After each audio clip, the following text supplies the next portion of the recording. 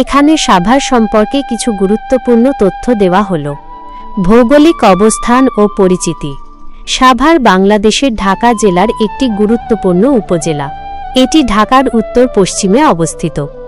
সাভারের উত্তরে গাজীপুর জেলার কালিয়াকৈর ও জয়দেবপুর উপজেলা, দক্ষিণে নবাবগঞ্জ ও কেরানীগঞ্জ উপজেলা, পূর্বে মিরপুর ও তুরাগ থানা এবং পশ্চিমে ধামরাই উপজেলা ও মানিকগঞ্জ জেলার সিংগাইর উপজেলা অবস্থিত।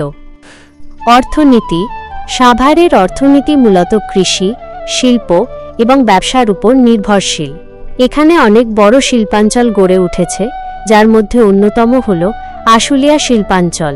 এই অঞ্চলে গার্মেন্টস ফ্যাক্টরি, টেক্সটাইল, সিরামিক, ঔষধ এবং অন্যান্য শিল্প কারখানা রয়েছে। দেশের রপ্তানি আয়ের একটি বড় অংশ এই শিল্পাঞ্চল থেকে আসে।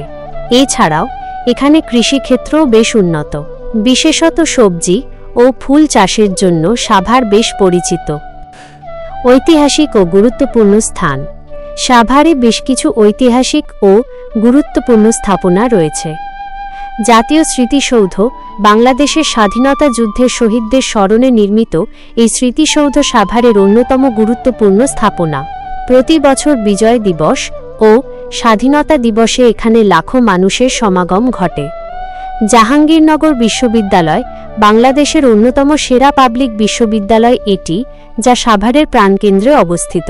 এর সুবিশাল ক্যাম্পাস এবং প্রাকৃতিক সৌন্দর্য এটিকে আরও আকর্ষণীয় করে তোলে।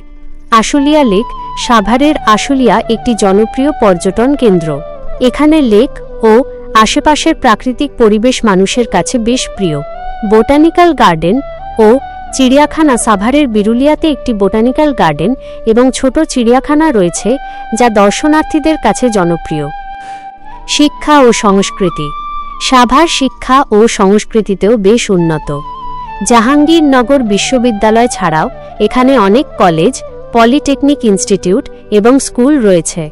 স্থানীয় সংস্কৃতিতে লোকনৃত্য ও লোকসঙ্গীতের প্রচলন আছে।